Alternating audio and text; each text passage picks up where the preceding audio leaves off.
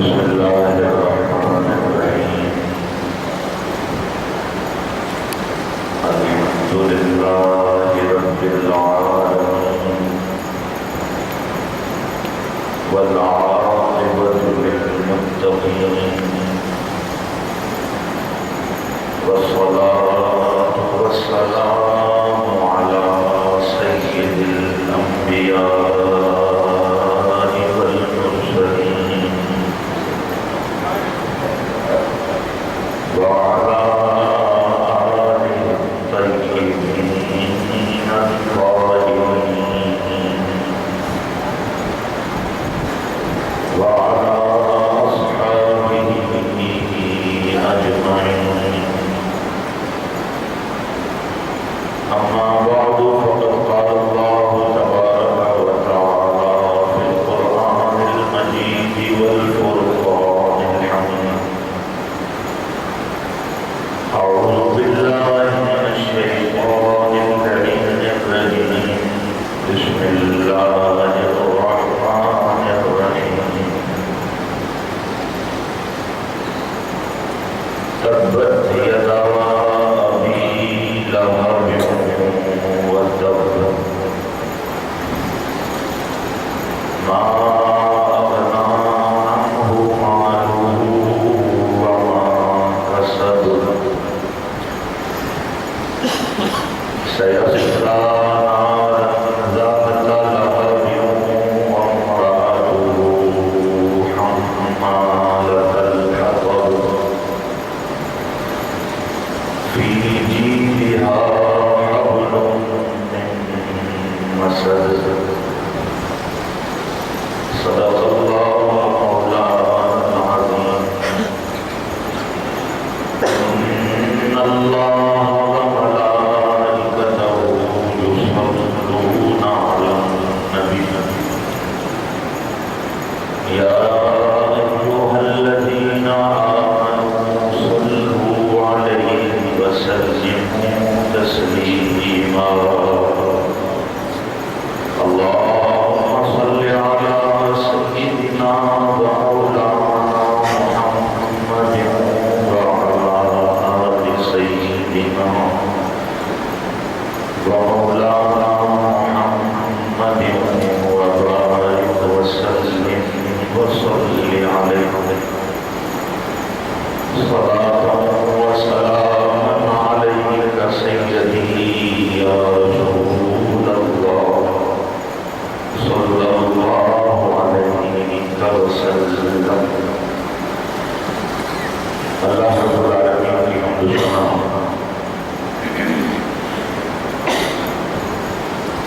اور آقا کائنات فخر موجودات حبیب کردگار آمد مختار سید العالمین محمد رسول اللہ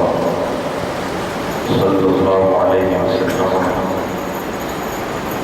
کی بارگاہ ذیشان میں نذرانہ درود سلام پیش کرنے کے بعد محترم المقام لائق جسد احترام حضرت علامہ مولانا محمد الیاس خان نقشبندی دعوت برکاتہ العالیہ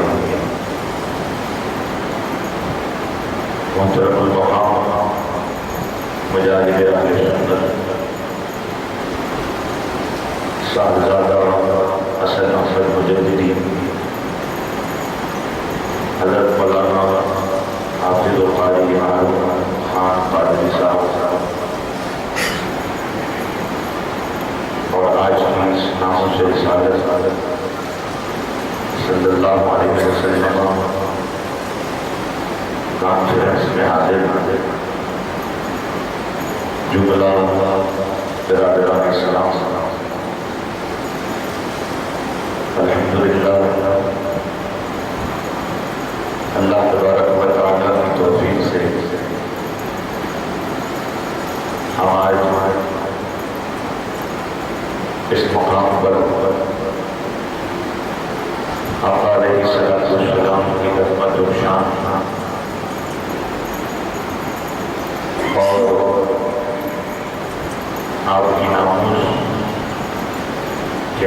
سے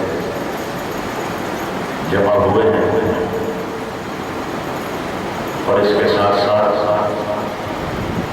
غازی اسلام محافظ ناموس رسالت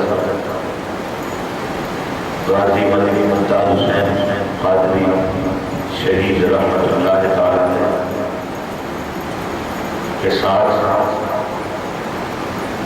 اظہار یکجہتی کرنے کے لیے اور ان کی ایصال ثواب کے لیے بھی آج کی بزم عقیدت سجائی گئی ہے۔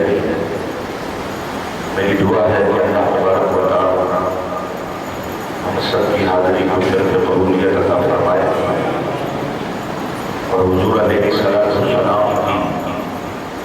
محبت میں اور تابعداری میں ہم سب کو اللہ تبارک و تعالی مزید وارفتگی عطا فرمائے۔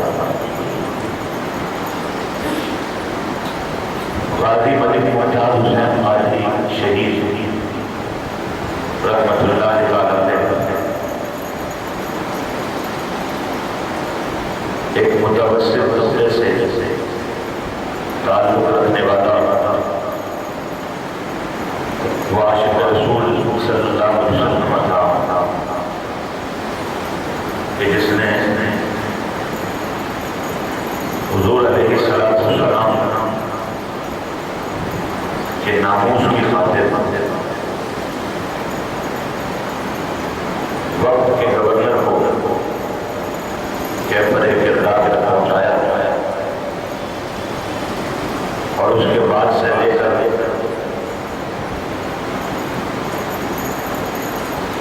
تقریباً 4-5 سال تک وہ استقامت کے ساتھ پابند سلاسل ہو کر اپنی محبت اور اپنی عقیدت اور اپنے عشق کو مزید وارفتگی کے ساتھ پروان چڑھاتا رہا اور جیل کے اندر بھی بیٹھ کر سرکار دو عالم صلی اللہ علیہ وسلم کے عشق میں حضور علیہ السلام کی نعتیں گنگناتا رہا اور اس نے اس عرصے میں کبھی بھی کسی مقام پر بھی ناموس رسالت صلی اللہ علیہ وسلم کے لیے کسی مصلحت کا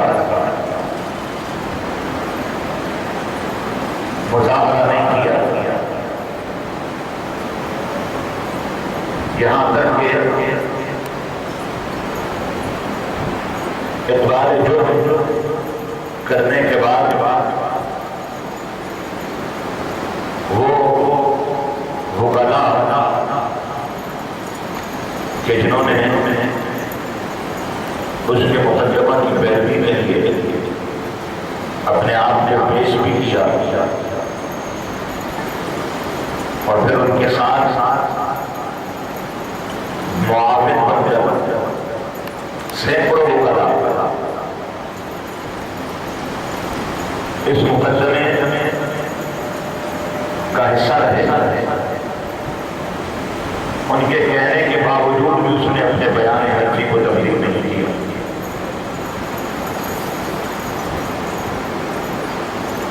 اور آخر تک اس نے کسی ادارے کو یا کسی شخصیت کو یا سربراہان حکومت کو رحم کی اپیل نہیں کی اور بالآخر حضور علیہ السلام کے عشق میں اس نے پھانسی کے پھندے کو ڈھونڈ کر خود گلے سے لگایا اور جو کارنامہ اس نے انجام دیا تھا اس کو اپنی اخروی نجات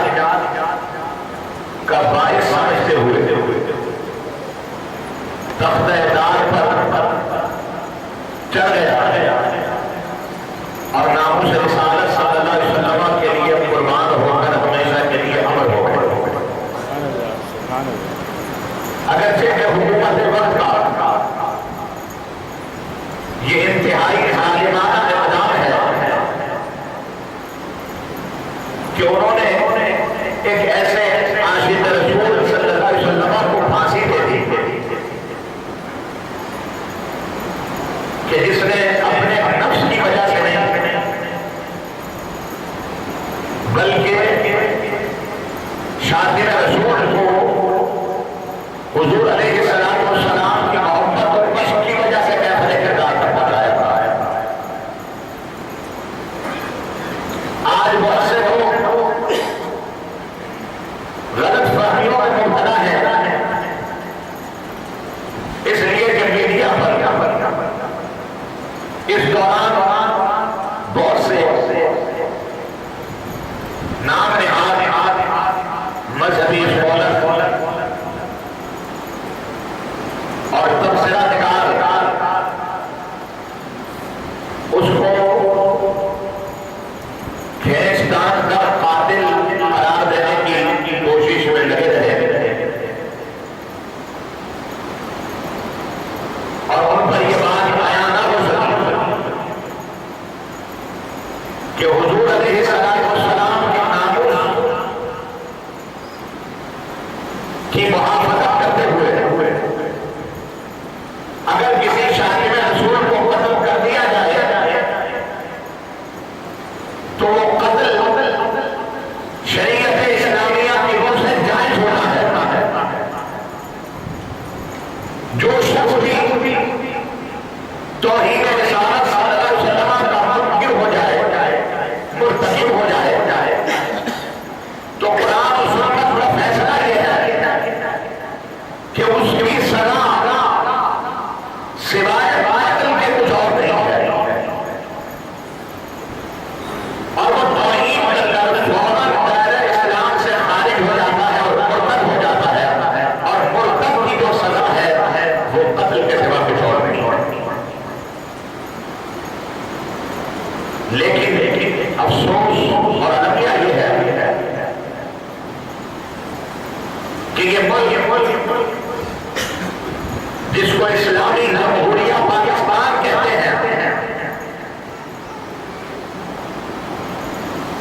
اس کے آئین میں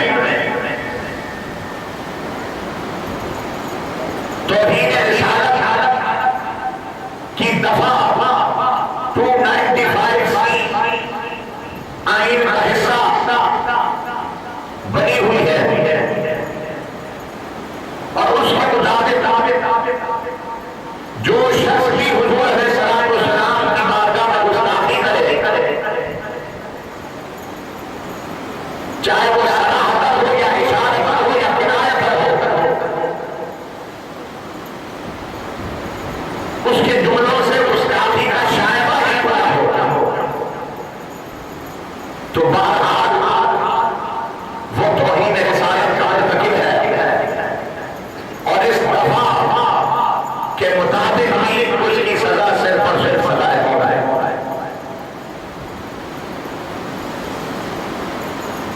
تو ممتاز قادری نے توحید رسالت کا تحفظ تو بہت بعد میں کیا۔ اگر یہ سوال کیا جائے کہ ناموس رسالت صلی اللہ علیہ وسلم کا سب سے افضل تحفظ کرنے والی ذات کون ہے، کس نے سب سے پہلے ناموس رسالت کا تحفظ کیا ہے، تو میں کہوں گا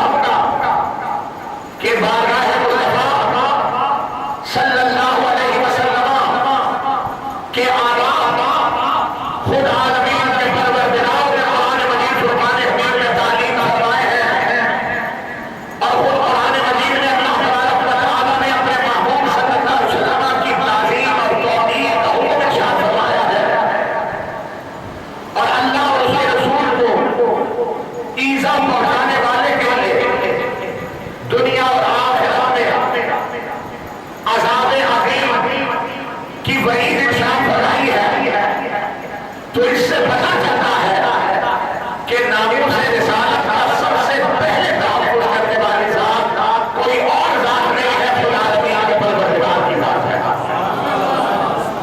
سب سے پہلے توہین رسالت اور اعانت رسول اور بارگاہ نبوت میں گستاخی کے لیے اقدام کرنا، اس کے لیے پل باندھنا اور اس کا سبب کرنا، یہ خود قرآن مجید فرقان حمید بتلا رہا ہے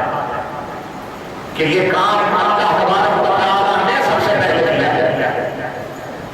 جب ہم قرآن مجید فرقان حمید کا مطالعہ کرتے ہیں اور ناموس رسالت صلی اللہ علیہ وسلم کے حوالے سے بالخصوص قرآن مجید فرقان حمید کی آیات بینات میں غور کرتے ہیں تو ہمیں پتہ چلتا ہے کہ اعانت رسول اتنا بڑا جرم ہے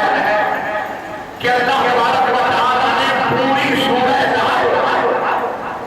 اسی جرم کی وجہ سے قرآن مجید فرقان حمید میں نازل فرما دی ہے۔ جب ہم قرآن مجید کا مطالعہ کرتے ہیں تو ہمیں پتہ چلتا ہے کہ حضور علیہ السلام کی بارگاہ کی عظمت اور شان یہ ہے کہ دنیا میں جو بادشاہ ہوئے، جو عمرا ہوئے، جو حکام ہوئے، ان کے درباروں کے آداب ان کے درباریوں نے سکھلائے، ان کے غلاموں نے سکھلائے، ان کے نوکروں اور چاکروں نے سکھلائے، لیکن حضور علیہ السلام کی بارگاہ وہ بارگاہ ہے کہ اس بارگاہ کے آداب کو اللہ تبارک و تعالیٰ نے تعریف فرمائے۔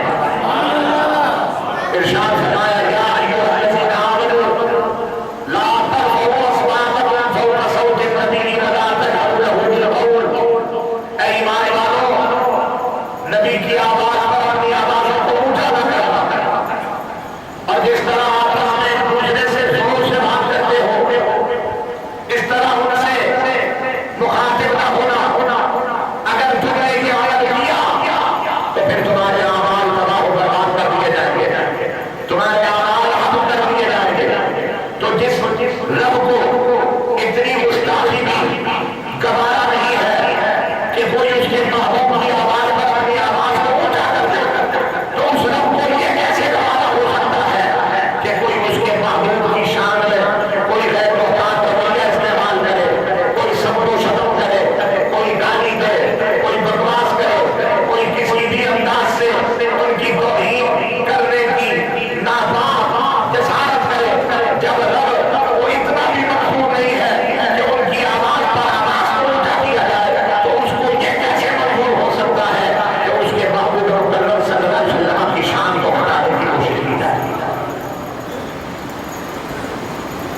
ناموس رسالت کا تحفظ اللہ تبارک و تعالیٰ نے اس انداز سے فرمایا کہ مسلمانوں کو لا الہ کہنے سے ہی منع فرما دیا۔ آقا علیہ السلام جب اپنے صحابہ رضوان اللہ تعالیٰ علیہم اجمعین کو اپنے جامعوں کی جگہوں سے کچھ ارشاد فرماتے تو اگر وہ دوبارہ وہ سننا ہوتا تو وہ کہتے لا الہ یا رسول اللہ، لیکن بیچ میں منافق بھی بیٹھے ہوتے اور منافقوں کی کوشش یہی رہتی ہے کہ اپنے قول و عمل سے کسی طرح اسلام اور مسلمانوں کا مذاق اڑائے، استہزاء کرے، حضور علیہ السلام کی شان کو ہٹانے کی کوشش میں لگے رہتے ہیں۔ تو انہوں نے لا الہ کو تھوڑا کھینچ کر لا الہ کہنا شروع کر دیا۔ اس کا مطلب کیا ہوا؟ رائی عربی زبان میں، عربی لغت میں چرواہے ہوتا ہے، تو وہ رائی کہہ کر حضور علیہ السلام کی توہین کر رہے ہیں۔ یعنی بظاہر اگر کوئی توجہ نہ کرے تو اسے پتہ نہیں چلے کہ کہنے والا لا الہ کہہ رہا ہے، لا الہ کہہ رہا ہے، تھوڑا سا کھینچ کر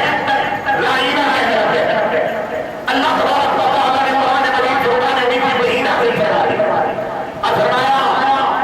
یا ایھا الذین آمنوا لا تقولوا لا الہ، اے ایمان والو لا الہ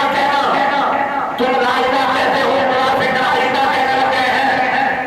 لہجے کا فرق آ گیا بظاہر ذرا سی توجہ اگر نہ ہو تو پتہ نہیں چل سکتا کہ یہ کیا کہہ رہے ہیں لیکن اتنی گستاخی اور اتنی توہین بھی اللہ تبارک و تعالیٰ کو اپنے محبوب کی شان میں گواہا نہیں ہے ایمان والوں کو لا الہ کہنے سے منع فرما دیا اور پھر اس کو متواتر لفظ بھی خود قرآن میں دے دیا فرمایا وَقُولُوا سُنَّا اب تم لا الہ کہنا اس لیے کہ یہ منافق اس کی آڑ میں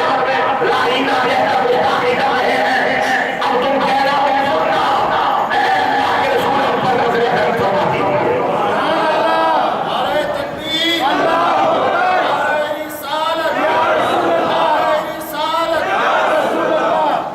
سورہ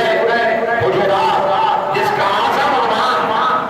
آداب مادہ رسالت صلی اللہ علیہ وسلم ہے کس انداز سے اللہ تبارک و تعالیٰ اپنے محبوب کے ناموس کا تحفظ فرما رہا ہے اللہ تبارک و تعالیٰ نے ارشاد فرمایا ہے ان الذین ینادونک من وراء الحجرات اکثرهم لا یعقلون جب کچھ آرام کے رہنے والے حضور علیہ السلام کی بارگاہ میں آئے تو انہوں نے حجروں کے پیچھے سے پکارنا شروع کر دیا رب کریم کو ان کا یہ عمل پسند نہ آیا اس لیے کہ یہ بارگاہ کوئی معمولی نہیں ہے یہ اس روح زمین پر اس محبوب کی بارگاہ ہے کہ جس کے لیے اللہ نے پوری کائنات کو تخلیق فرمایا ہے جو باعث ایجاد عالم ہے جو باعث تخلیق کون و مکان ہے جو اللہ تبارک و تعالیٰ کی معرفت اور اس کی پہچان اور اس کے عرفان کا پیغام لے کر آنے والے ہیں اگر یہ نہ ہوتے تو اللہ تبارک و تعالیٰ کا رسائی کسی کو نہ مل سکتی تھی توحید کا پیغام کسی کو نہیں مل سکتا تھا اللہ تبارک و تعالیٰ کی معرفت ملی ہے رب کا عرفان ملا ہے رب کریم کے احکام ملے ہیں تو وہ بارگاہ مصطفیٰ کا صدقہ ہے اسی لیے میرے امام اعلیٰ حضرت فاضل بریلوی رحمۃ اللہ تعالیٰ علیہ نے ارشاد فرما دیا کہ بخدا خدا کا یہی ہے نہیں اور کوئی مسئلہ جو وہاں سے ہو یہی آگے ہو وہ یہاں نہیں تو وہاں میں یہ اتنی عظیم بارگاہ ہے انہوں نے حجروں کے پیچھے سے پکارنا شروع کیا اللہ تبارک و تعالیٰ کو اپنے محبوب کی بارگاہ یہ بے ادبی کی گواہ نہ ہوئی فرمایا ان الذین ینادونک من وراء الحجرات بے شک وہ لوگ جو آپ کو حجروں کے پیچھے سے پکارتے ہیں اکثرهم لا یعقلون اور میں سے اکثر عقل والے نہیں ہیں اور پھر اللہ تبارک و تعالیٰ نے انہیں اپنے محبوب کی بارگاہ کا ادب سکھلایا کہ بجائے اس کے کہ تمہیں حجرے کے پیچھے سے پکارے یہ بے ادبی ہے ان کی شان کے خلاف ہے تم ان کے انتظار میں بیٹھو صبر کرو یہاں تک کہ وہ محبوب خود تمہاری طرف تشریف لے جائیں تم ان کا انتظار کرو ان کی چوکھٹ میں سواری بنا بیٹھ جاؤ جو ان کے در پہ سواری بن جاتا ہے تو دنیا کے بادشاہ اور دنیا کے تاج اور اس کے در پہ بھکاری بناتے ہیں مدینے کے گدا دیکھے ہیں دنیا کے امام اکثر جن کا بستر اور جن کی بگڑی مدینے والے مصطفیٰ صلی اللہ علیہ وسلم کے کوچہ میں بچھ جاتی ہے تو دنیا کے بادشاہ اور تاج اور اس کے قدموں کے حوصلے کیا کرتے ہیں تو یہ ناموس رسالت کا حافظ خود اللہ تبارک و تعالیٰ قرآن مجید میں فرما رہا ہے اور سورہ فتح میں اللہ تبارک و تعالیٰ نے واضح طور پر حکم ارشاد فرمایا فرمایا وَتُعَذِّبُوهُ وَتُوَقِّرُوهُ رسول کریم صلی اللہ علیہ وسلم کی تعظیم کرو اور ان کی توقیر کرو مفسرین کرام فرماتے ہیں کہ حضور علیہ السلام کی تعظیم اور توقیر کا مطلب یہ ہے کہ جس انداز سے جس طرح بھی تم آپ علیہ السلام کی تعظیم کر سکو کرو اللہ یہ کہ وہ تعظیم ہے جس کے لیے خوش شریعت نے ممانعت فرمائی ہے یعنی سجدہ تعظیم کو حضور علیہ السلام نے حرام فرمایا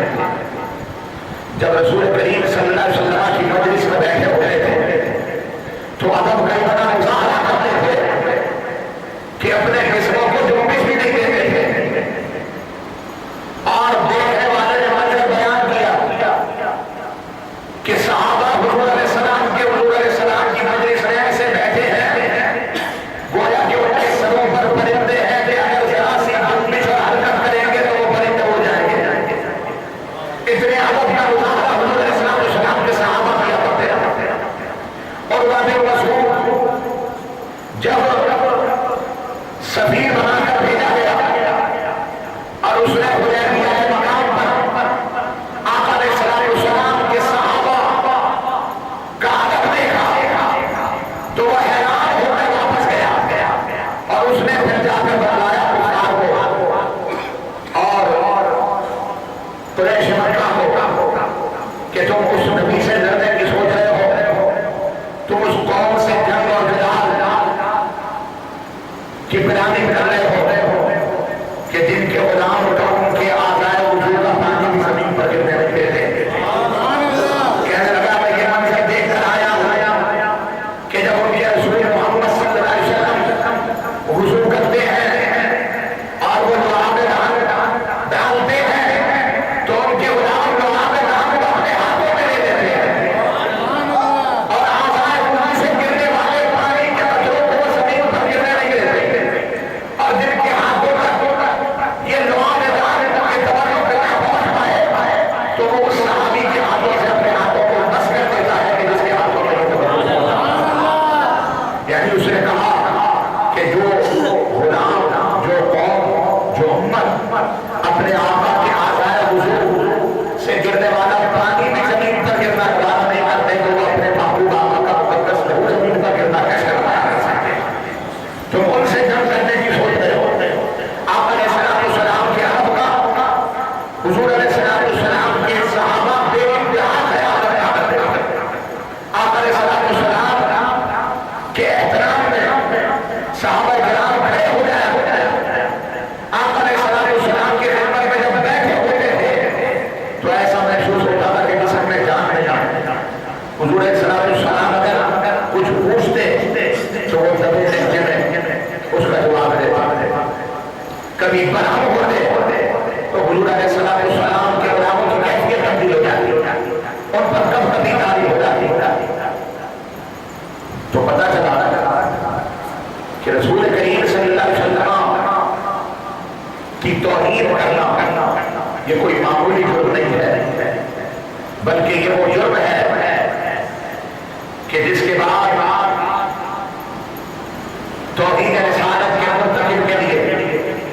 معافی کی، درگزر کی اور عفو کی کوئی گنجائش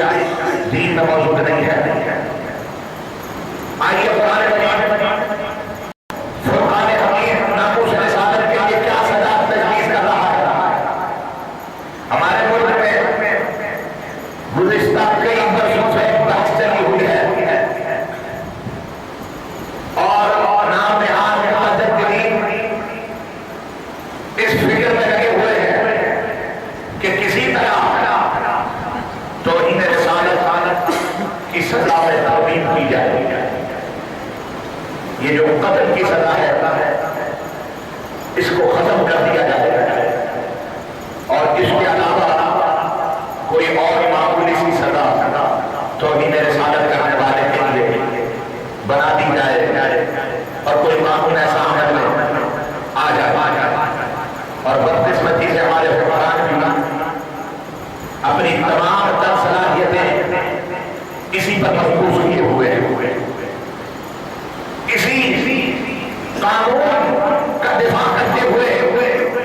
غازی ملک ممتاز حسین قادری نے اپنی قربانی پیش کی ہے اور اس نے رسول کریم صلی اللہ علیہ وسلم کے ناموس پر قربان ہو کر یہ بتا دیا ہے کہ عشق والے اپنا راستہ کبھی نہیں بدلا کرتے، اور وہ کتنا ہی ڈرایا جائے دھمکایا جائے، انہیں پھانسی کے اور قتل کے ڈرانے ہی بول دیے جائیں، لیکن وہ فیصلہ کر چکے ہیں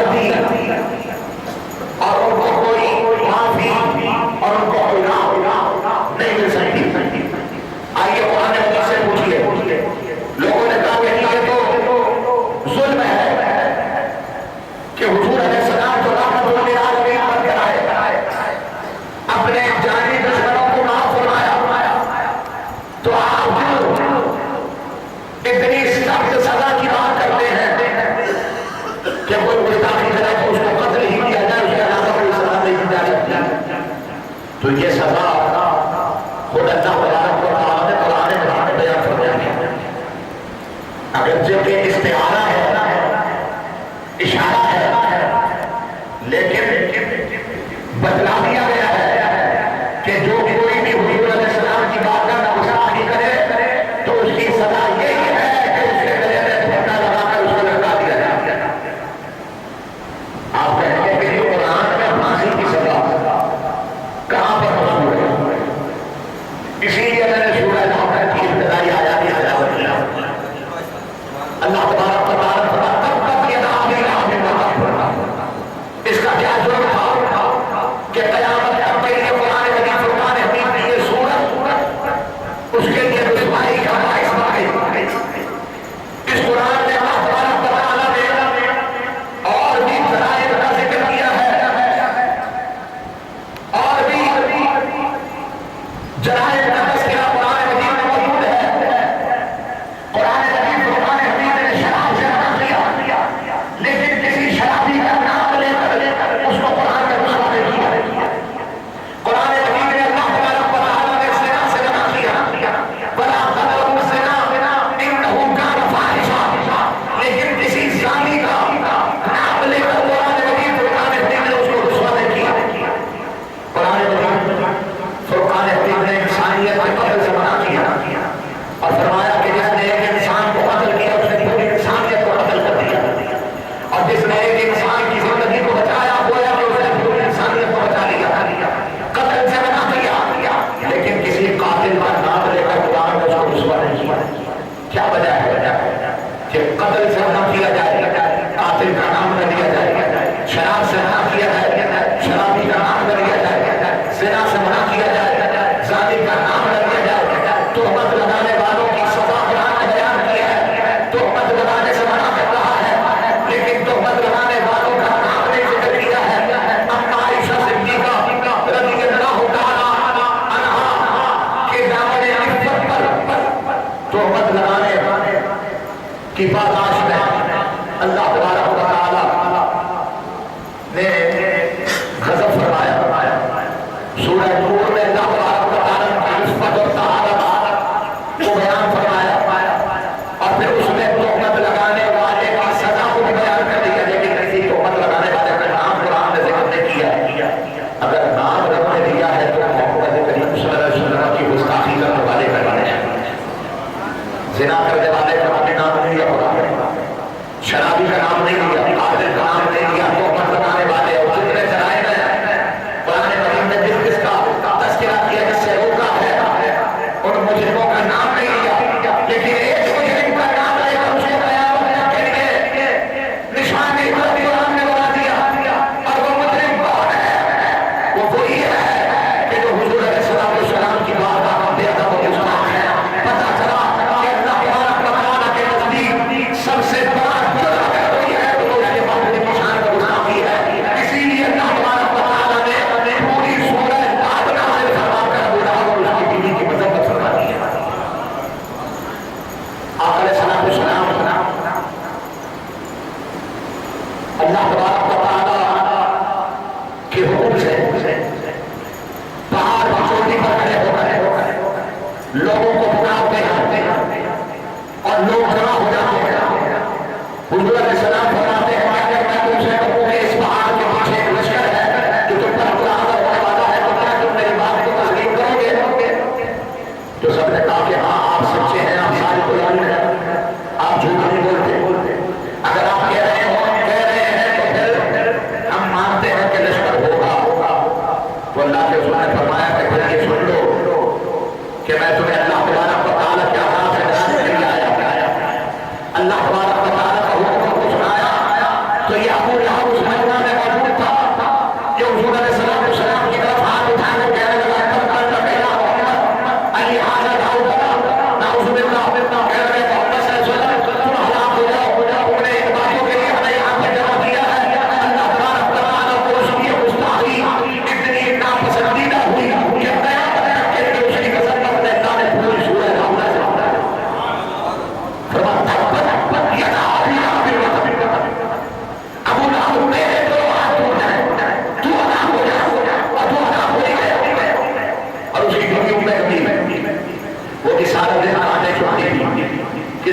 نے جو تیری کے اللہ کے رسول کی راہوں میں بچائے، سرکار کو عیسیٰ ہو، سرکار کو خالف ہو، حضور علیہ السلام کو جو علم دیتا ہے وہ اللہ کو عیسیٰ ہوتا ہے۔ یہ قرآن نے کہا ہے ان الذین یؤذون رسول اللہ لهم عذاب علیم، جو اللہ کے رسول کو ایذا دیتے ہیں ان کے لیے دردناک عذاب ہے، ان کے بڑا عذاب ہے۔ والذین یؤذون رسول اللہ لهم عذاب عظیم، اور فرمایا کہ بے شک جو اللہ اور اس کے رسول کو ایذا پہنچاتے ہیں ان کے یہ دنیا اور آخرت میں لعنت ہے اللہ تبارک و تعالی۔ تو یہ راہوں میں کانٹے بچھانے کے لیے کانٹے جمع کرنی، ایک دن گٹری لکڑیوں کا گٹھا اپنے سر پر دھان کرا رہی تھی تو سستانے کے لیے ایک پتھر سے ٹیک لگا کر رہ گئی، تو اللہ تبارک و تعالی کے فرشتے نے وہ رسی جس سے گٹھرا لکڑیوں کا بنا ہوا تھا، قرآن نے اس کا ذکر کیا ہے تھی آہولوں کے مسل، لوگ کہتے ہیں کچھ تاخیر رسول کی سزا موت کیسے ہے؟ قرآن میں کہاں پر یہ سزا ہے؟ سورہ نحل میں یہ سزا ذکر کی گئی ہے کہ وہ جب سستانے کے لیے بیٹھی تو فرشتے نے اسی رسی کا پھندا ابو لہب کی بیوی کے گلے میں ڈال دیا، اور یہ پھندا جب اس کے گلے میں لگا تو سولی لگ گئی اور اس کی موت کا باعث بن گیا۔ قرآن نے اشارہ دے دیا کہ جو بھی اللہ کے محبوب کی بارگاہ کی گستاخی کرے تو اس کی سزا یہی ہے کہ ابو لہب کی بیوی کی طرح اس کے گلے میں بھی رسی ڈال کر اس کو سولی پر لٹکا دیا جائے۔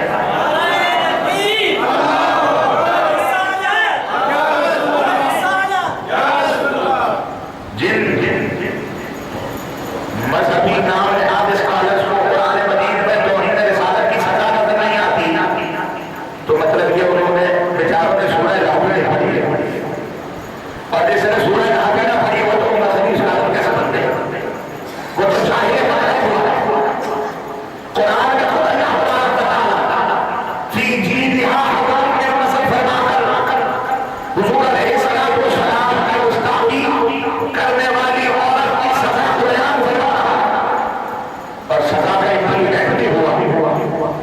بندہ لگا اور ہلاک ہو گئی، وہاں سے تو رحمت ہو گئی، تو پتہ چلا کہ حضور علیہ السلام کی شان میں اگر کوئی گستاخی کرے تو اس کی سزا صرف اور صرف سزا ہے موت ہے۔ بولو کیا ہے؟ صرف اور صرف سزا موت ہے۔ میں نعرہ لگاتا ہوں جتنے عاشق رسول بیٹھے ہیں سب نے اپنی طاقت سے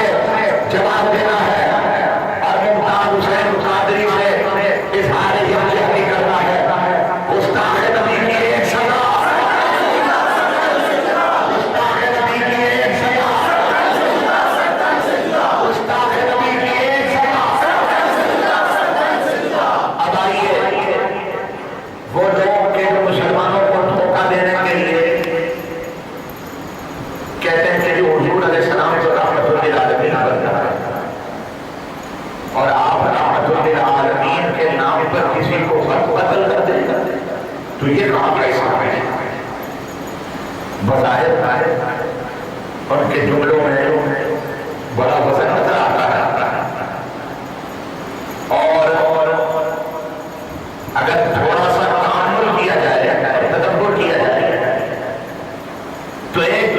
وقت کے لیے محسوس ہوتا ہے کہ حضور علیہ السلام تو واقعہ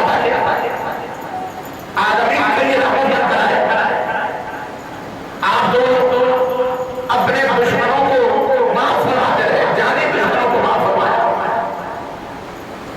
لیکن جو اہل خدمت ہیں ان پر یہ راز مل جاتا ہے کہ دراصل یہ مسلمانوں کو ان باتوں میں الجھا کر اصل مسئلے سے ان کی توجہ کو ہٹانا چاہتے ہیں، اور وہ 295 سی توہین رسالت کی جو دفعہ ہے اس میں ترغیب کرنا چاہتے ہیں، اس لیے وہ ایسی باتیں کرتے ہیں کہ یہ مسلمان کو تو جان کا تحفظ کرنے والا ہونا چاہیے،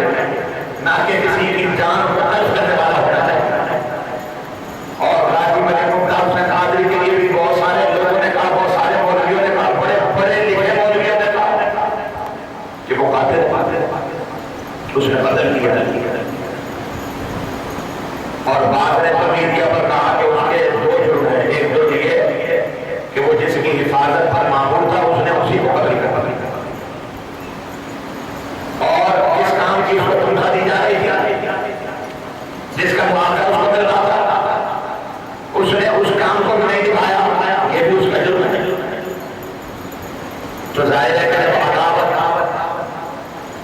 دل میں پیدا ہو جائے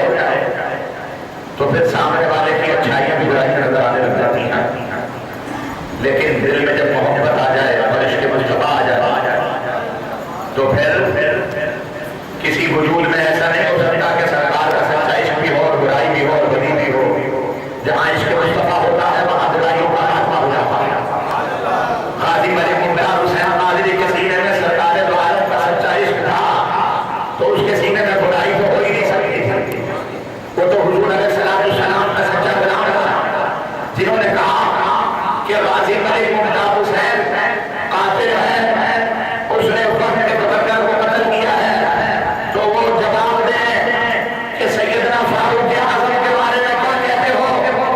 کہ جب حضور علیہ السلام کی بارگاہ سے دو شخص فیصلہ کروانے کے بعد حضرت فاروق اعظم کی خدمت میں آئے، حضور علیہ السلام نے ایک شخص کے حق میں فیصلہ دیا تو دوسرے نے کہا کہ میں فیصلہ تو عمر بن خطاب سے کرواؤں گا، اور پھر وہ حضرت فاروق اعظم کی بارگاہ میں آ گئے، جس کے حق میں فیصلہ حضور علیہ السلام نے دیا تھا، اس نے عرض کر دی کہ عمر بن خطاب آپ کے پاس آنے سے پہلے اللہ کے رسول صلی اللہ علیہ وسلم کے پاس ہم گئے تھے اور انہوں نے میرے حق میں فیصلہ کر دیا تھا، لیکن اس شخص کو ان کا فیصلہ قبول نہیں ہوا اور اس نے کہا کہ فاروق اعظم عمر بن خطاب سے فیصلہ کروانا۔ آپ نے تصدیق کی اس سے، فرمایا کہ بات ایسے ہی ہے، اس نے کہا ایسے ہی ہے، میں نے فیصلہ آپ سے کروانا ہے۔ آپ نے کہا پھر میں بھی آ کر فیصلہ کرتا ہوں۔ اندر تشریف لے گئے، تلوار لے کر آئے، اس کے سر کو تن سے جدا کر دیا اور فرمایا کہ جو میرے رسول کے فیصلے کو نہیں مانتا اس کے لیے عمر کا فیصلہ یہی ہے کہ اسے زندہ رہنے کا کوئی حق نہیں ہے۔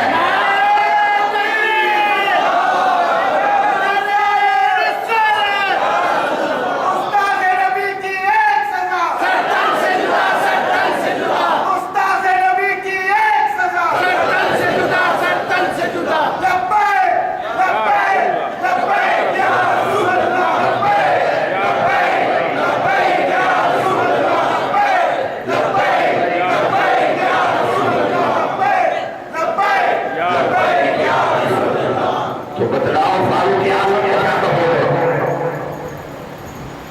وہ شخص بھاگا ہوا ہے حضور علیہ السلام کی خدمت میں کہنے لگا کہ عمر میں تو میرے ساتھی کو قتل کر دیا ہے،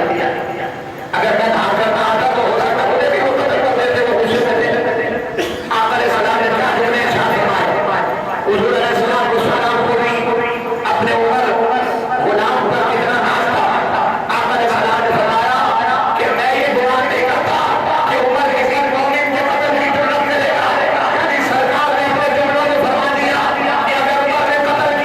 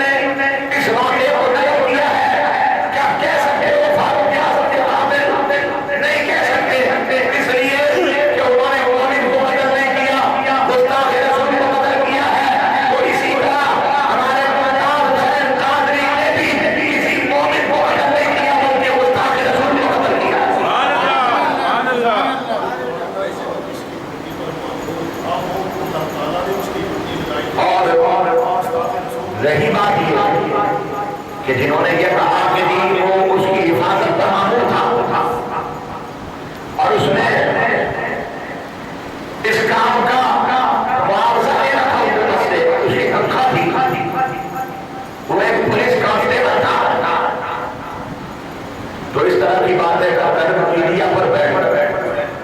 کچھ جوانا نے عوام الناس کو بہکانے کی کوشش کی. بھائی وہ گورنر کی حفاظت پر معمول تھا لیکن گستاخ رسول کی حفاظت پر معمول نہیں تھا. ایمان والے اس شخص گستاخ رسول کی حفاظت نہیں کیا کرتے بلکہ وہ تو گستاخ رسول کو چن چن کر کعبۃ اللہ کے علاقوں سے بھی نکال کر قتل کر دیا کرتے ہیں. اور اصل ڈیوٹی ہر مسلمان کی اصل نوکری دنیا میں اس کی کوئی بھی ڈیوٹی ہو کوئی بھی نوکری ہو اس کا ذریعہ آمدنی کچھ بھی ہو وہ ادارے صحت سے ہو ادارے فلاح و بہبود سے ہو وہ محکمہ پولیس سے ہو یا کسی بھی محکمے سے تنخواہ لیتا ہو لیکن اس کی اصل ڈیوٹی تو غربت خطرہ کی ہے. اس کی اصل ڈیوٹی تو مدینے والے آقا کی ہے. وہ حقیقی معنوں میں تو سچا نوکر مدینے والے مصطفیٰ کا ہے. جب تک وہ اپنی حقیقی ڈیوٹی نہیں نبھا سکتا تو وہ کوئی مجازی ڈیوٹی نبھانے کے قابل نہیں ہوتا. ممتاز حسین قادری نے اپنی حقیقی ڈیوٹی بھی نبھائی مجازی بھی نبھائی اس لیے کہ قانون کا تحفظ کرنا بھی تو قانون والوں کی ذمہ داری ہے. تو ممتاز حسین قادری نے وقت کے گورنر کو قتل کر کر قانون تحفظ رسالت کا تحفظ کیا.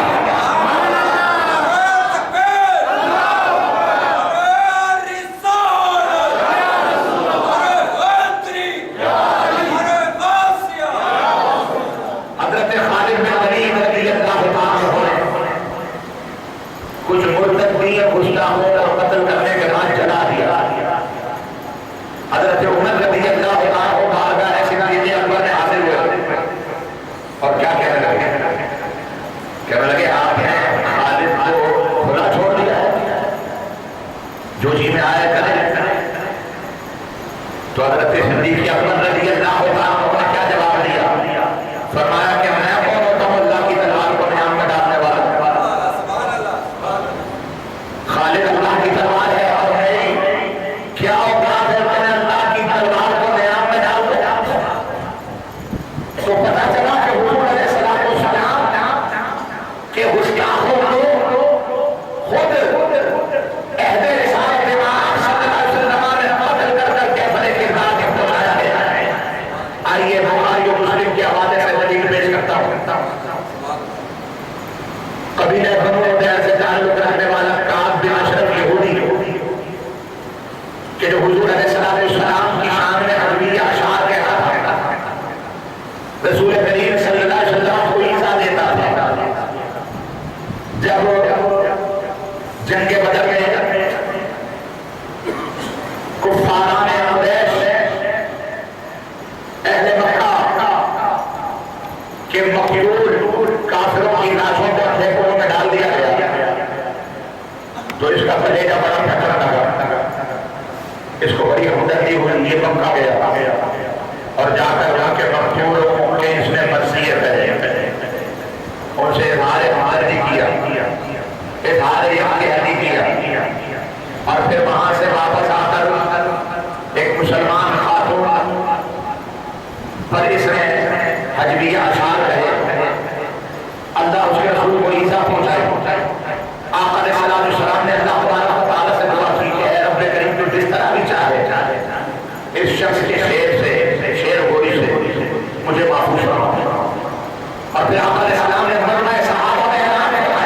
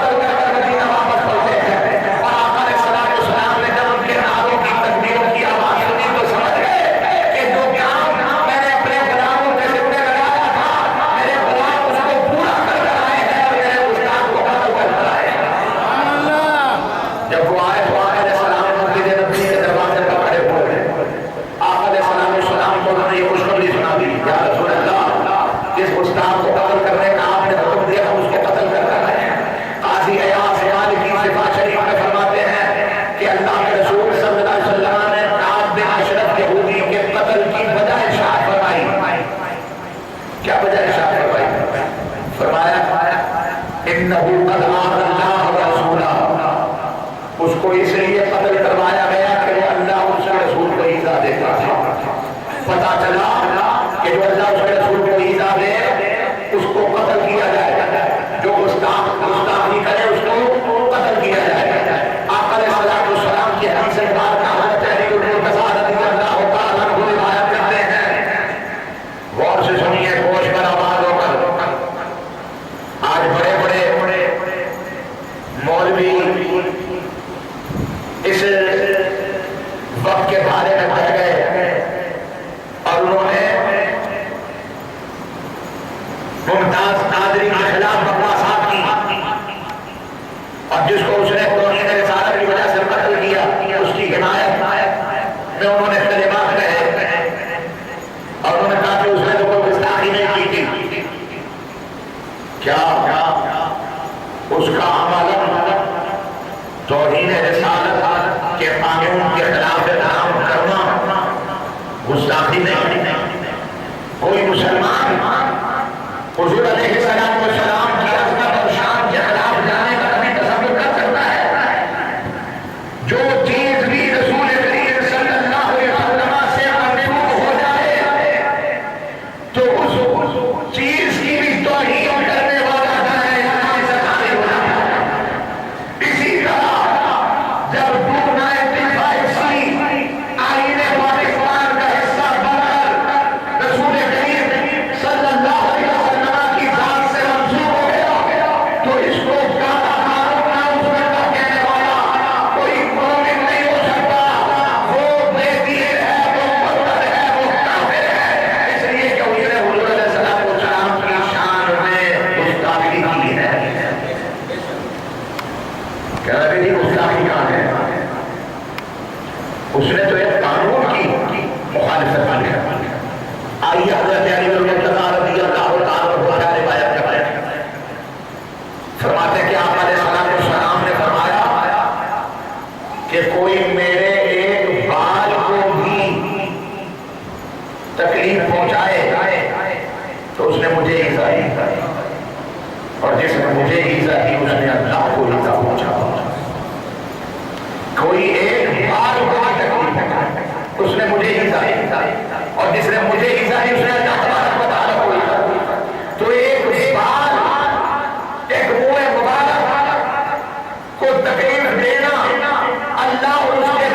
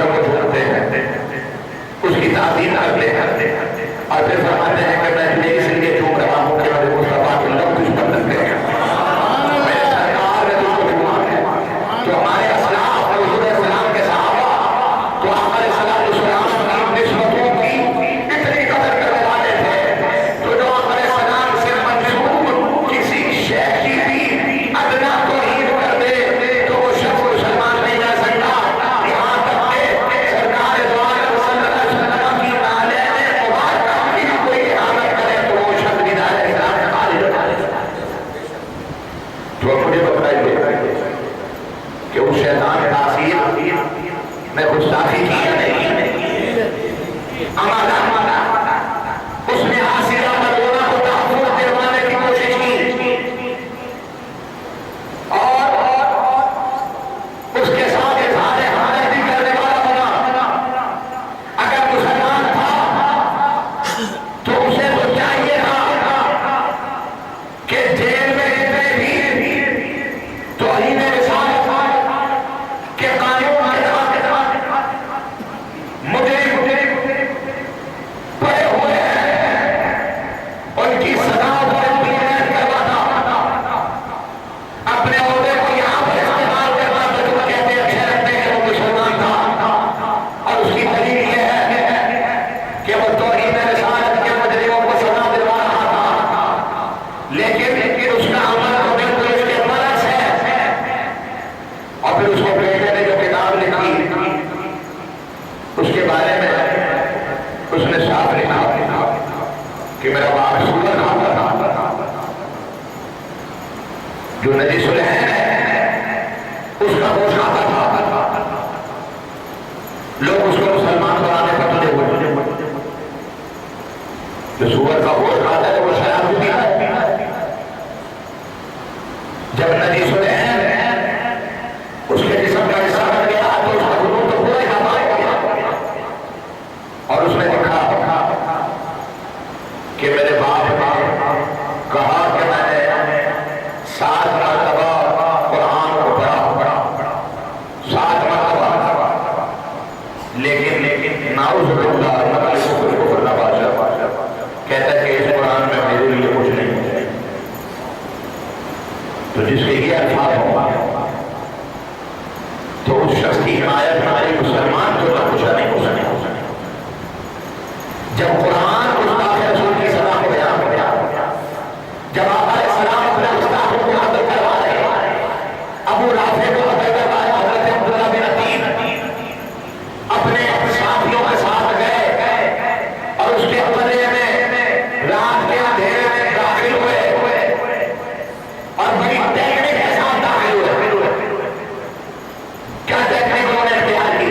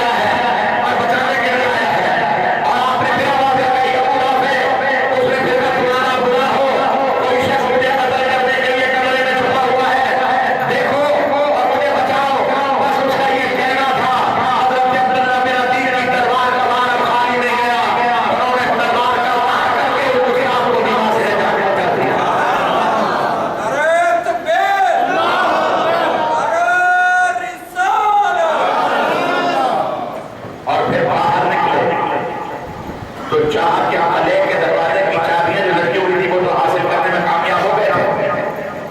باہر نکلنے کا سوچا تو پھر خیال آیا کہ ہو سکتا ہے کہ وہ مرانا ہو، زخمی ہوا ہو، زندہ ہو. کام مکمل کر کر ہی جاؤں گا، اس لیے کہ میرے یہاں پر رہنے والے نے مجھے کام کے لیے بھیجا ہے. ان کی نوکری کرنے کے لیے آیا ہوں تو ادھورا چھوڑ کر نہیں جاؤں گا. چھپ گئے. جب مرغ صاحب نے اذان دی تو قلعے کی دیوار پر چڑھ کر کسی نے اس کی موت کی تصدیق کی تو حضرت عبداللہ بن عتیق پھر باہر نکلے خوش ہو کر اور پھر اپنے ساتھیوں کو بتلایا کہ ہم جس کام کے لیے آئے تھے ہمیں کامیاب کر دیا. اور یہ خوشخبری جا کر حضور صلی اللہ علیہ وسلم کو سنا دی تو سرکار حکم دے رہے ہیں مصطفیٰ کو قتل کرنے کا. صحابہ ان کی سزاؤں پر امپلیمنٹ کرنے بتلا رہے ہیں کہ ہم کسی اور کو نہیں سرکار کے مصطفیٰ کو قتل کر رہے ہیں. آئیے ایک اور روایت کہ حضور علیہ السلام کی خدمت اقدس میں ایک باندی کے قتل کا مقدمہ پیش ہو گیا جس کو گزشتہ شب کسی نے قتل کر دیا تھا لیکن قاتل کا پتہ نہیں چل رہا تھا. آقا علیہ السلام نے مجمع صحابہ میں اپنے حق کا واسطہ دے کر فرمایا کہ میں اپنے حق کا واسطہ دیتا ہوں جس نے یہ کام کیا کھڑا ہو جائے، جس نے اس باندی کو قتل کیا ہے وہ کھڑا ہو جائے. تو ایک نابینا صحابی کھڑے ہو گئے اور کانپتے ہوئے آقا علیہ السلام کے قریب آئے اور عرض کی کہ یا رسول اللہ صلی اللہ علیہ وسلم میں نے اس کو قتل کیا اور یہ باندی میری باندی ہے، میری ام ولد اس سے میرے دو بیٹے بھی ہیں، اس کو قتل کیوں کیا؟ عرض کی اس لیے کیا کہ آپ کے لیے بکواس کرتی تھی، سب کو شتم کرتی تھی، برا کہتی تھی. میں اس کو سمجھاتا تھا کہ یہ کام نہ کرو لیکن یہ بات نہیں آتی تھی. گزشتہ رات اس نے پھر یہ حرکت کی تو مجھ سے برداشت نہ ہو سکا اور پھر میں نے اس کو قتل کر دیا. آقا علیہ السلام نے کہا گواہ ہو جاؤ کہ اس کا خون حاضر ہے، یہ معاف ہے، اس لیے کہ میرے صحابی نے کسی مومنہ کو قتل نہیں کیا ہے بلکہ اس نے گستاخ رسول کو قتل کیا. گستاخ نبی کی ایک صدا، گستاخ نبی کی ایک صدا، گستاخ نبی کی ایک صدا. پھر کی کتاب اور اس بات میں آئے ہے کہ کافر اگر توبہ کرے تو اس کی توبہ کو قبول کر لیا جائے لیکن اگر اس کافر رسول توبہ کرے تو اس کی توبہ کو قبول نہیں کیا جائے. امام قسطلانی مواہب الدنیا میں فرماتے ہیں کہ اب کسی شخص کو یہ حق حاصل نہیں ہے کہ وہ حضور علیہ السلام کے گناہوں کو معاف کر دے. یہاں پر رائے منتقل نہیں ہوتے. جو لوگ کہتے ہیں کہ حضور علیہ السلام نے جو اپنے دشمنوں کو معاف فرمایا وہ خود اپنے دشمنوں کو معاف کر کر سنت مصطفیٰ پر عمل پیرا ہو کر بنائیں. سرکار نے اپنے دشمنوں کو معاف فرمایا ہے لیکن ہم سرکار کے دشمنوں پر معاف نہیں کر سکتے، اس لیے کہ اللہ کے رسول صلی اللہ علیہ وسلم اس حیات ظاہری سے پردہ فرما گئے ہیں. اب معافی پر ہم مبتلا ہی نہیں ہو سکتے اور جس کے حق میں خدائی ہوئی ہے، جس کی حق تلفی ہوئی ہے وہ معاف کر دے اس کو اختیار ہے. لیکن جب وہ معاف نہ کرے تو کسی عدالت کو، کسی جج کو، کسی عالم کو، کسی محقق کو یہ اختیار نہیں ہے کہ وہ سرکار دو عالم کے گستاخ کو معاف کر سکے. علامہ زرقانی نے اسی لیے لکھا کہ چونکہ اب ہم حضور علیہ السلام کی طرف سے معافی پر مبتلا نہیں ہو سکتے، ہمیں اطلاع نہیں ہو سکتی، تو اب گستاخ رسول کی سزا سوائے قتل کے کچھ اور نہیں ہے. اہل رسالت کے بعد صلی اللہ علیہ وسلم سے لے کر آج تک اس پر امت کا اجماع ہے کہ جو کوئی بھی حضور علیہ السلام کی شان میں گستاخی کرے وہ مومن ہو، منافق ہو، کافر ہو، وہ ذمہ ہو، معاہد ہو، بہرحال اس کے لیے سزا سے سزائے موت ہے. خلیفہ ہارون رشید امام مالک سے مسئلہ پوچھنے آ گیا، کہنے لگا کہ امام صاحب کیا اس کافر رسول کو کوڑے نہیں مارے جا سکتے؟ ضروری ہے کہ اس کو قتل نہیں کیا جائے. تو امام دار الہجرہ امام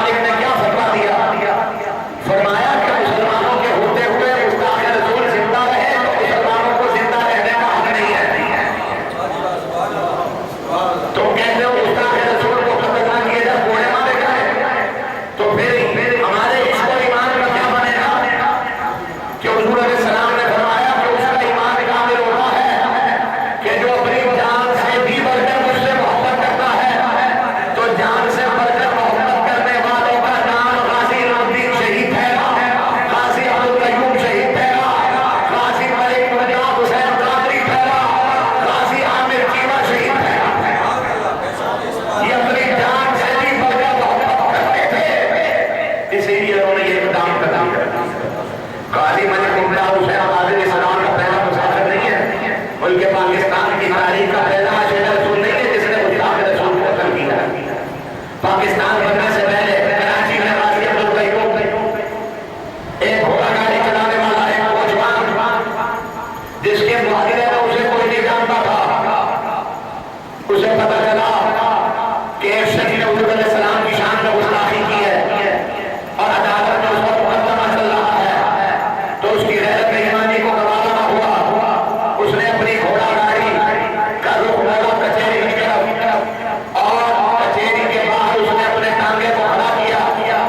اور بڑی فاتحانہ شان کے ساتھ دلیری کے ساتھ کمرے عدالت میں داخل ہوا اور جج کے سامنے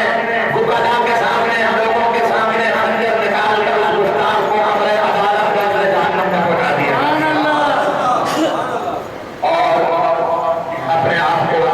قانون کے حوالے کر دیا۔ وقت کے نام پر مشہور ترین وکلاء اس کا مقدمہ لڑنے کے لیے تیار ہو گئے اور اس کو کہنے لگے کہ تم اپنا بیان تھوڑا سا بدل دو۔ کسی نے کہا کہ تم کہو کہ تم نے جذبات سے مغلوب ہو کر بے ہوش ہو کر یہ کام کر دیا، تم ہوش نہیں تھے۔ تو غازی عبدالقیوم نے کہا نہ تو بیان بدلوں گا نہ جھوٹ کہوں گا اور نہ کہوں گا بے ہوشی نے کیا ہے، اس لیے کہ یہ ایک ہی کام جو ہے جو میری اوپری نظام میں سرمایہ بنے گا، اس سے اگر مجھے پوچھے گا تو میں کہوں گا میں نے ہوش میں کیا ہے، ہوش و حواس کیا ہے۔ پھر اس غازی عبدالقیوم شہید ٹانگے والے جس کو محلے تک کوئی نہیں جانتا تھا، جب اس نے سرکار کے آنکھ پر ایسے پہرا دیا تو دنیا کو پتا چل گیا کہ کراچی میں غازی عبدالقیوم ہے جس نے سرکار کے ناموس پر ایک شخص کو قتل کر دیا ہے۔ اور یہ قومی ملک کی تاریخ کا حصہ بن گیا کہ 25 لاکھ افراد غازی عبدالقیوم کے جنازے میں شریک ہوئے۔ 25 لاکھ تھوڑے نہیں ہیں۔ آج کے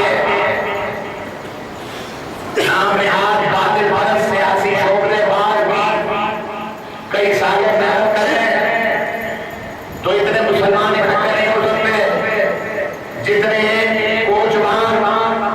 عاشق رسول غازی عبدالقیوم شہید کے جنازے میں 25 لاکھ شریک ہو گئے۔ اور یہ تو انسانوں کی تعداد بدلائی گئی ہے، انداز اور شمار سے آسمان سے ملائکہ کتنے اترے ہوں گے یہ تو کسی کو پتہ ہی نہیں ہے، فرشتے کتنے آئے ہوں گے، ملک کی تاریخ کا حصہ بن گیا۔ غازی الدین اٹھا لاہور ایک ہندو بنیے نے کتاب لکھا، اس میں حضور السلام کی گستاخی کی، اس پر کیس چلا، مقدمہ چلا، لیکن عدالت نے اس کو باعث بری کر دیا۔ غازی الدین ایک نوعمر طالب علم تھا، جب اس کو یہ پتہ چلا تو وہ حضور علیہ السلام کے عشق اور محبت سے سرشار تھا۔ اس نے کہا کوئی بات نہیں بچے، عدالت نے چھوڑ دیا ہے لیکن علم الدین کے عشق کی عدالت تجھے زندہ نہیں چھوڑے گی۔ اور پھر لے گیا خنجر، اس ہندو بنیے کو خاک و خون میں نہلا دیا اور اپنے آپ کو قانون کے حوالے کر دیا۔ بانیہ پاکستان محمد علی جناح نے اس کا مقدمہ لڑا۔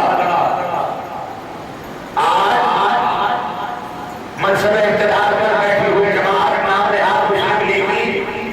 کہتے ہیں کہ ہم قائد اعظم محمد علی جناح کے پیروکار ہیں، ان کے نظریے پر عمل کر رہے ہیں۔ تو محمد علی جناح جو علم الدین کے وکیل تھے، انہوں نے تو اس کا مقدمہ لڑا تھا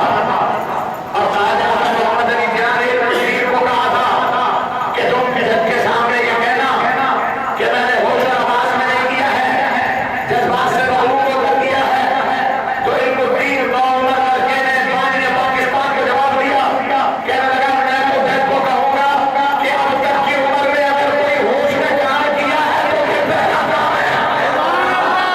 میں نے سرکار کے گستاخ کو قتل کیا ہے۔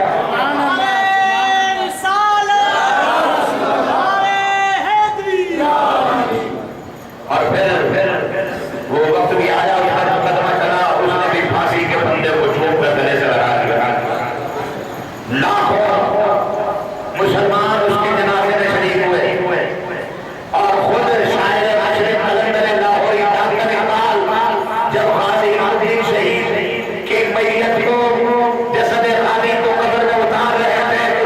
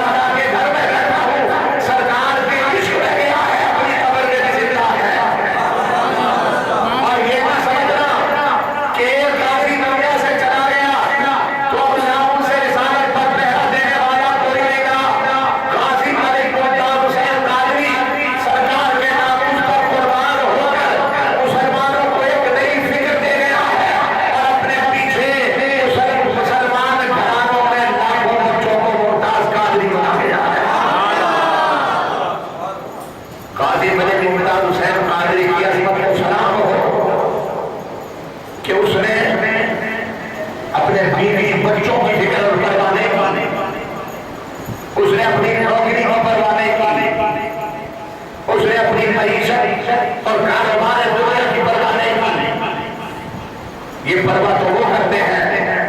کہ جنہوں نے عشق کا جام نہیں کیا ہوگا. جو عشق کا جام پی لیتے ہیں تو ان کی نگاہ میں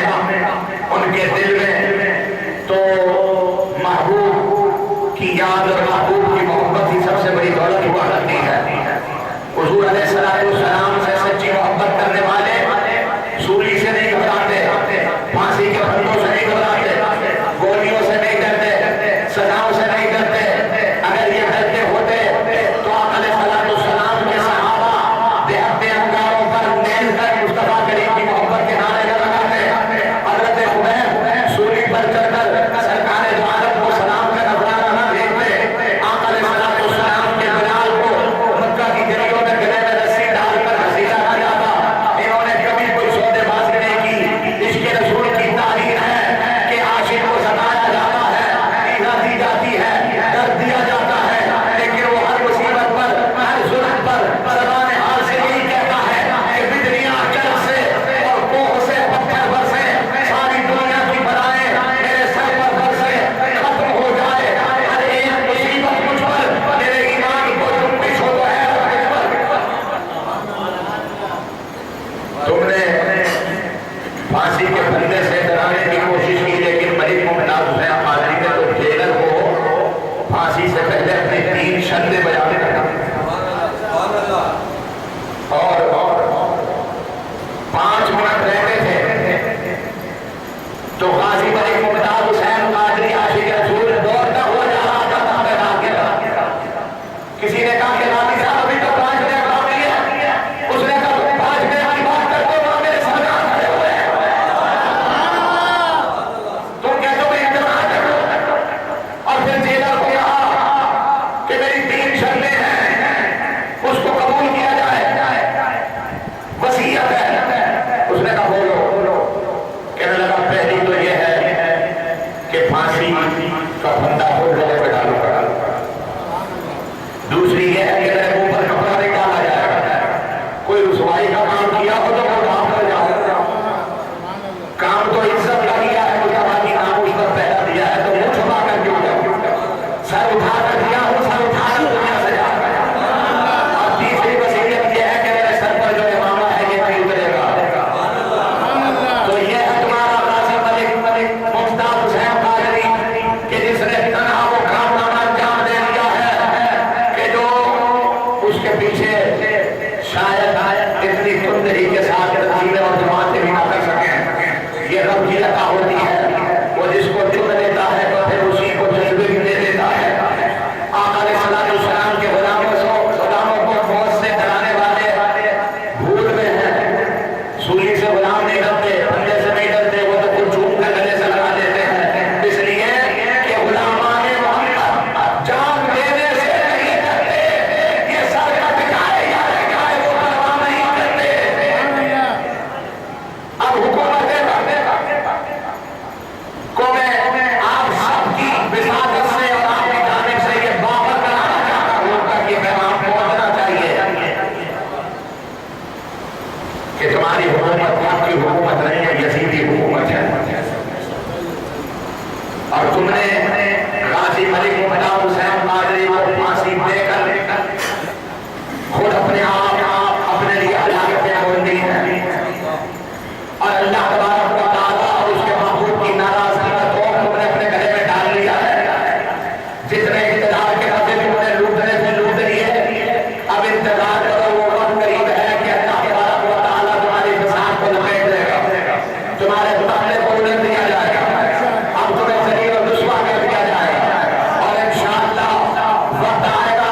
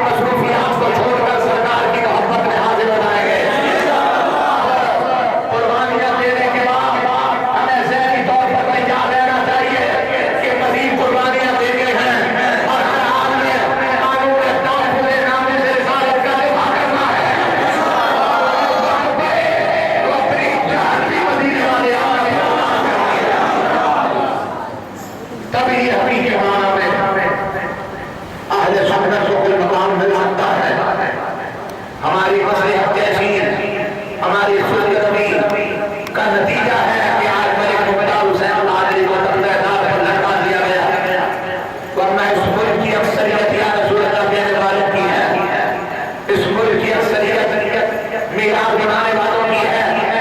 لیکن چونکہ میلادیوں نے صرف میراث پر اکتفا کیا، صرف نعتوں اور دعووں پر اکتفا کیا، ہمارا انہوں نے عشق مصطفیٰ کی دلیل پیش کرنے کے لیے میدان میں ٹوٹنا گوارا نہیں کیا، انہوں نے اپنی جانوں کو اپنے وقتوں کو قیمتی سمجھا۔ ہمارے پاس اگر جان ہے،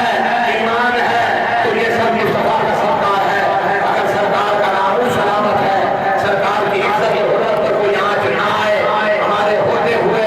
اور ہم اس پر اپنی قبولیت پیش کریں، تو پھر یہی زندگی ہماری اس دنیا میں جنت کی زندگی بن سکتی ہے۔ اور آخری پیغام میرا آپ سے یہ ہے کہ جن تنظیموں نے، جماعتوں نے، حکمرانوں نے، سیاسی اندھیروں نے ممتاز حسین قادری کو قاتل کہا ہے اور اس کی پھانسی کی سزا کی تائید کی ہے، آج کے بعد سے عہد کر لو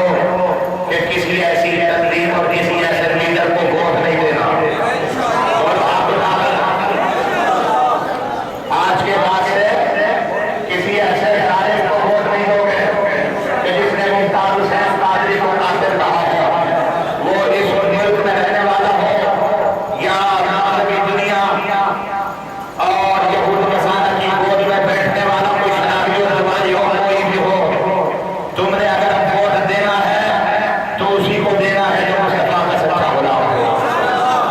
اور اپنے عمل سے تم نے ثابت کرنا ہے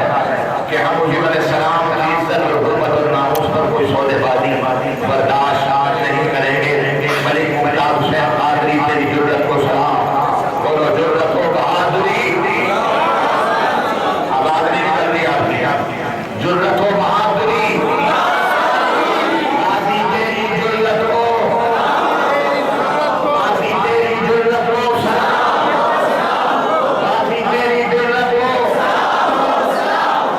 غازی تیری جرت کو، کی محمد سے وفات ہوئے تو ہم تیرے ہیں، کی محمد سے وفات ہوئے تو ہم تیرے ہیں، یہ جہاں چیز ہے کیا لوہو قلم تیرے ہیں۔ وآخر دعوانا ان الحمدللہ رب العالمین۔